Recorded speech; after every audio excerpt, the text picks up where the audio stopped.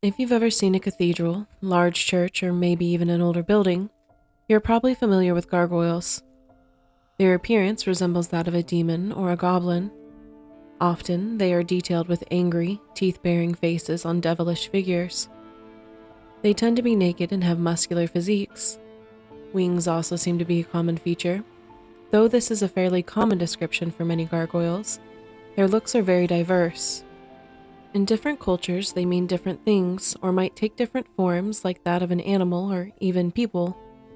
For architecture, they are used to spout water out and away from buildings they sit on. They have a functional purpose as well.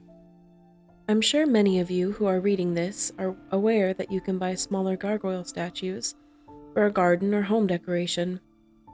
I was as well, but I hadn't expected to receive one as a gift. I had just moved into my new apartment at my university. I rented just a small studio, as I was only living by myself and I wanted something affordable for me as a student. I like to keep things simple. I don't own a whole lot of stuff, and I don't plan to. My mother, however, is very attentive when it comes to getting me new things she thinks I might need or want, and it was no different in this case. Among the items she brought for my apartment was a little gargoyle statue. The thing stood no taller than a foot. Its color was gray with a sort of green tint. Its posture was hunched over with a round back and spine while it held its legs and stared forward.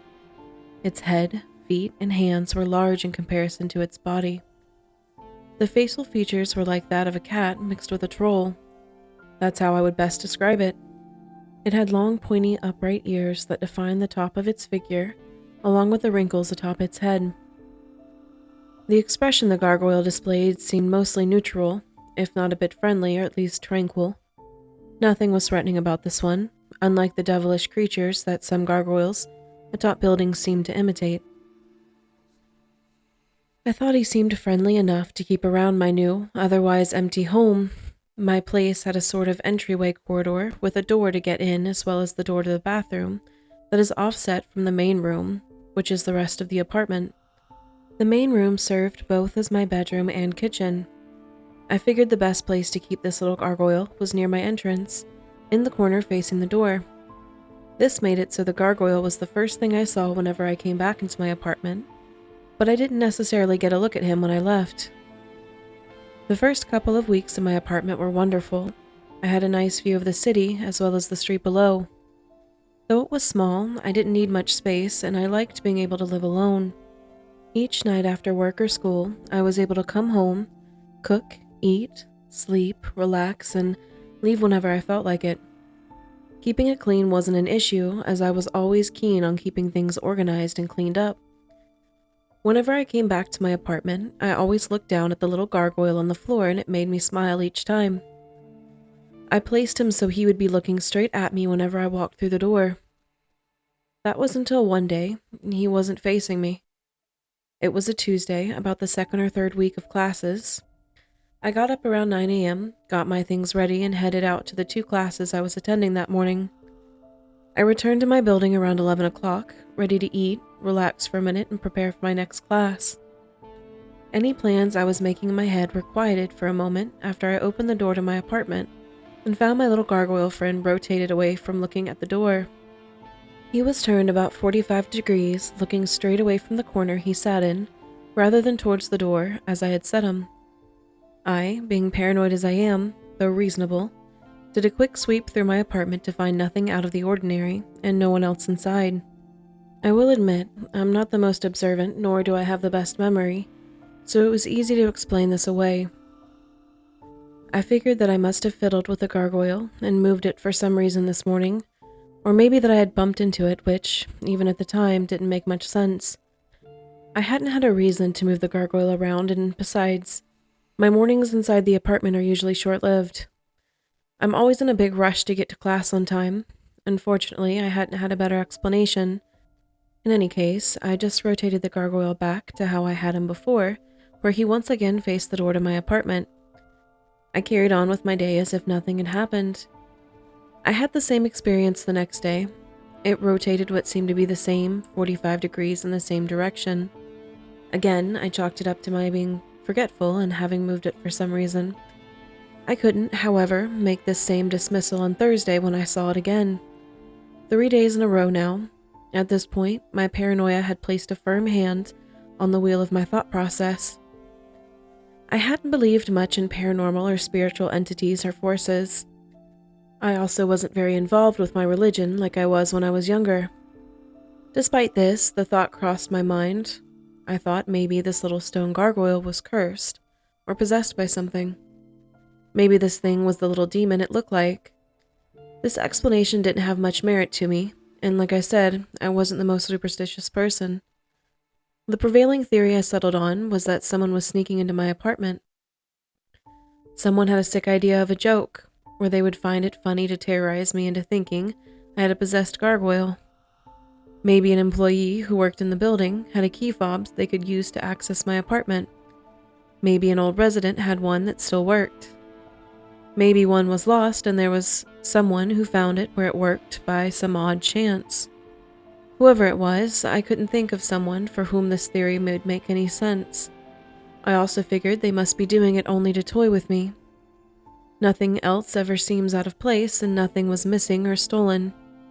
As I said, I am quite simple and don't have many things that could be out of place or missing, so I probably would notice if there were. My solution was simple. Friday wasn't a very important day for classes that week. I hadn't had any quizzes or tests to attend to, and for anything I missed, I was sure I could teach myself through my textbooks and class notes the professor left on their class pages after the lectures. I planned to simply sit in my apartment all day and wait for the creep that came in to mess with my gargoyle. As I learned waking up Friday morning, this plan didn't work. The moment I woke up, I crawled out of bed to use the bathroom. As I left the bathroom, I found myself making eye contact with the gargoyle sitting in the corner. He had already moved to his angle away from the corner, looking right at the bathroom. I felt a chill down my spine as I realized whoever did this must have come in at night. The thought of someone coming in when I was sleeping and doing that and God knows what else made me feel disgusted and even angry. How sick could they be? Some stranger whose intentions I hadn't a clue of felt bold enough to sneak into my apartment while I slept. I stayed inside my apartment all of Friday. I cooked what I had and kept to my homework. I didn't go to any of my classes, and although that was part of the plan, I had hoped to catch whoever was doing this and be able to move on with the day. Now I wouldn't be able to leave or go to the gym or hang out with friends. I couldn't leave at all. I didn't even feel comfortable enough to use both earbuds in my apartment. The situation was no fun, and I wanted to be able to leave my apartment, but more than that, I wanted to find out who this was. I decided that night was going to be an all-nighter. I had to catch whoever the hell was doing this. I figured that this was also a good time to continue my schoolwork and prepare for the week so that when I hopefully did catch this sleep, I could relax for the rest of the weekend and sleep easy. I didn't tell anyone about what was going on. I felt like I might be the one who was crazy. After all, I had nothing to back up my claims, so why bother? My Friday was quiet and peaceful for the most part. I had gotten distracted a few times and browsed YouTube here and there, but for the most part, I had quite a lot done. Occasionally, I would get up and double-check that my door was secured and locked and that my mysterious gargoyle was how I left him, staring straight at the door. As usual, my productivity improved the later it got. While intensely focused on a set of calculus problems at 3 a.m., the lights in my apartment suddenly went out. I jumped out of my chair, into a standing position and away from the desk as I stared toward the entrance of my apartment. Even though only my right earbud was in, I quickly knocked it out of the ear. I hadn't heard anyone or anything, except for the distinct flip of a light switch, a few seconds prior. Because of the offset corridor, I couldn't see where the light switch was or if someone was there. I grabbed the chef knife from my set of kitchen knives, as well as a steak knife. I stood for a moment in the dark. The only thing breaking the silence was my rapid heartbeat and accelerated breathing. I felt a rush of adrenaline as I pumped myself up. I got angry. I told myself this was who was toying with me and found this sick joke humorous. I screamed that whoever was in here ought to leave before I took care of them myself. I didn't get a response. My fear and anger got the better of me as I told myself whoever was in my apartment right now was going to get what was coming to them. I marched over to the corridor to find there was no one there. I glanced to my left, at my feet, and saw that my gargoyle had moved again. Like the last time, he faced 45 degrees away from where I had placed him, right towards the bathroom door. I shot a glance toward the door, which was slightly ajar. There was someone in my bathroom. I couldn't make out many details, but I could make out the shape of a person. I raised the chef knife I was holding, and in the most serious and straight voice I could muster, I told them to leave. Despite my best efforts, my command came out in a very shaky and frightened voice. After about 10 seconds, I saw the figure step backwards, outside of the view I had through the barely cracked open door. I cautiously reached a hand forward and pulled open the door. Though it was still dark, I didn't see anyone. I reached in and flipped the light switch, still keeping the rest of my body outside of the bathroom. There wasn't anyone there. I stepped in and checked the shower and cabinet, as if anyone could fit in there, but didn't find anything. I just stood in the middle of the bathroom, alone, confused and thinking of what the hell could have possibly happened. My gaze met the gargoyle's, who was staring right back at me. My paranormal theory seemed a lot more plausible to me now, and one I was starting to believe in more with every passing second. The rest of the night was uneventful. I continued my work whenever I was calm enough, which wasn't often. I couldn't stop taking looks back towards my door, towards where the gargoyle sat. I kept on like this for the entirety of that Saturday. I didn't eat anything that day. I didn't have an appetite. I worked slower while my eyes became heavier. At one point, around 7 p.m., I decided to take a break and watch a relaxing YouTube video or two, since I hadn't gotten anything done in the past hour or so anyway. Because I wanted to keep both ears open this time, I didn't use headphones and just listened with my laptop volume on low. Eventually, I found myself resting my head in my arms and barely able to keep my eyes open. I knew it wasn't long before I fell asleep, but it only felt like a passing moment before I shot back up, awake in the darkness of my room. My panic about being in the dark was quickly diffused when I remembered I didn't have it on earlier when I fell asleep, as it was still somewhat light out then. However, it wasn't light out now. I leaned back to get a look at the door of my oven. It was a little past midnight. I stood up, legs feeling almost too weak to allow me to, and rubbed my eyes. I was tired before, but now I felt like a rotting corpse. As it turns out, sometimes catching a little sleep when you're that deprived only makes you feel worse. I had a massive urge to pee after I woke up, and I started walking over to my bathroom, but stopped dead in my tracks when I got to the corridor. My gargoyle wasn't just turned, it was gone. I snapped my head back up and looked towards my door. What I saw made me take a few steps back. Facing my door was a figure again, but this time I could see it. It stood about 4 feet tall, arms at its side and a slightly hunched back. I realized that whatever this thing was, its figure was an exact representation of my gargoyle, only larger and stood up. It stopped looking straight ahead at my door, away from me. It was perfectly still, like a stone. Before I could react, I felt myself become weak to the point I couldn't seem to keep myself standing, and felt my legs going out from underneath me. I slowly collapsed to my knees and then to the ground, watching what I now believed to be whatever possessed my gargoyle, standing in front of me. All the while my eyes kept closing as if they were being forced to. I felt myself falling asleep once again until I did. I tried to fight the drowsiness, but I couldn't. It was almost as if my body was doing it for me. I awoke with sunlight from my window shining on my face as I was still collapsed on the ground. It was mid-morning. My first thought was to check for whatever was standing in front of the door the night before. It wasn't there, but I discovered my gargoyle right where I had always placed him, sitting in the corner and facing the door. I was losing my mind at this point, and I didn't know if it was me seeing things or if things were happening. In a rash impulse, I got my shoes on, grabbed the gargoyle, and marched down to the first floor of the building. I proceeded to throw him into the dumpster, turning away as quickly as I threw him and heading back up to my room. I continued on that day as if nothing had ever happened. I figured I better finish up the schoolwork I needed to have done for classes, which was due the next day.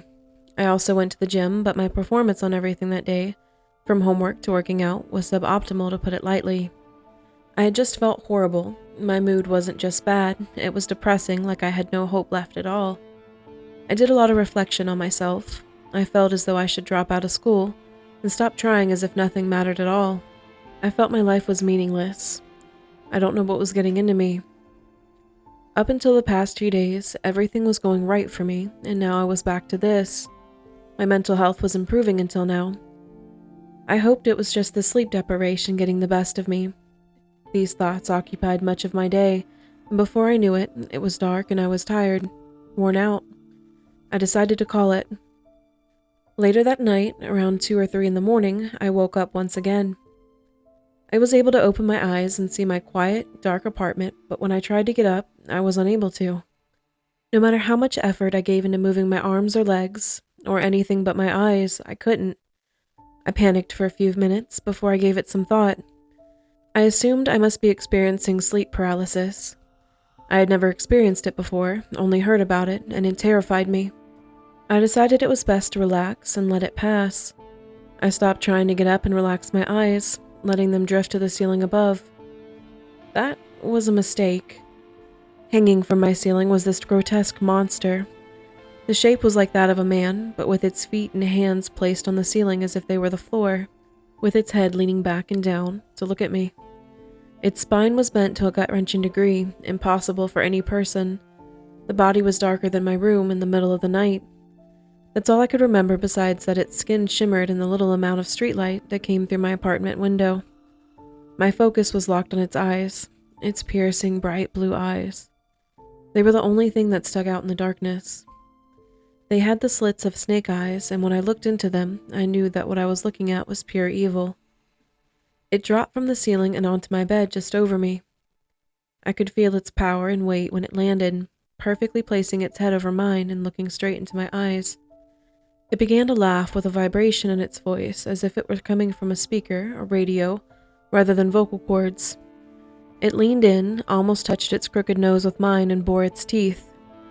"Now that he is gone, you're mine," it whispered to me before opening its mouth and sticking its forked, serpentine tongue out and running it along my face. Right at that moment, it was ripped from the top of me, and I was suddenly able to move again. I sprung from my lying position on the bed to see what had happened. The thing that had been on top of me was now being held high in the air, almost to my ceiling. It was wailing in pain as it scrambled to reach its arms behind its neck and squirmed about, kicking its legs in the air. It was trying to reach a large gray arm that held him there, unmoving. Attached to that arm was none other than my gargoyle. This time, he was an immense size. His face was still the same as it had always been. Like a mask, it stared up at the creature it possessed in its grasp, but only for a second. In an instant, the gargoyle slammed its hand, clenching the neck along with it, straight into the floor. Even over the tremendous boom and shake of the floor beneath me, I could hear bones crack as the creature continued to wail in fear and pain. The gargoyle proceeded to repeat this slam several times before it stopped and placed one firm foot on the creature's back. Bending down, it gripped the shoulder with one hand and the wrist with the other before yanking and tearing it off in one flawless motion. The creature let out another scream, but it had no power. It couldn't move. It couldn't do anything. Quickly, the gargoyle repeated the procedure on the other arm. The creature had gone silent. This didn't stop the gargoyle from finishing the job. It leaned in and grabbed its head with its hands. Violently twisting, I heard grotesque sounds of snaps and the tearing of flesh before the head came loose. The gargoyle raised it and looked into the eyes for a short minute before looking over at me. I was still shaken with fear. I had just witnessed a little stone statue turned into a gargantuan monster and rip and tear apart some sort of evil spirit. Not to mention my floor was covered in torn apart limbs, a lifeless torso, and a pool of blood. Despite all of this, I was able to calm down after a few seconds. I didn't feel like I was in danger. I felt safe and comfortable, feelings I hadn't had the slightest taste of for a whole week now. I felt like it was all over, and I could rest. I remembered now that just earlier that day, I had thrown the gargoyle out, believing it to be responsible for causing all of this. I felt ashamed of myself. I felt I had betrayed the one who was here to help me. "I'm sorry," was all I could muster, to which it gave no response, but once again I could feel something. I could feel that this thing held no animosity towards me. I could feel it forgave me, and that no matter what, it was here to protect me. It didn't care what I did to it. Moments later, I found myself going weak and falling back asleep once again. When I awoke, I felt more refreshed from sleep than I had in a long time. I got out of my bed to find no holes in my floor, no blood, no dismembered corpse, but what did sit in the middle of my apartment floor was the gargoyle, back to its original state, just a friendly little statue. Every day since has been normal, and I don't believe I've ever been this happy in my life. It's been a long time since I felt this looked after before. I no longer feel alone in the darkness, in the emptiness I had felt for years. I have a good perspective on life now. I appreciate every day like I never have. My relationship with my family has never been so strong. I don't fear the beast sitting quietly in my apartment's corner. He's a part of me now, no matter what happens. The only fear I have is what would happen to me if I found myself on the wrong side of that thing, and I don't intend for that to ever happen. I know he will always be with me. A few days after all of this, I was just leaving my apartment when one of my neighbors, whom I'd never even talked to before, approached me as if she had an urgent question or something to tell me. "Hey, I heard some super loud noises coming from your place the other night. It sounded like you were taking a sledgehammer to something. Is everything all right?" Surprised, I only smiled and replied, "Oh yeah, everything is all right. I don't think you'll be hearing anything like that again." I smiled to myself, thinking of the little stone guardian just on the other side of my apartment door. I feared nothing, knowing he would always be there, watching and protecting me.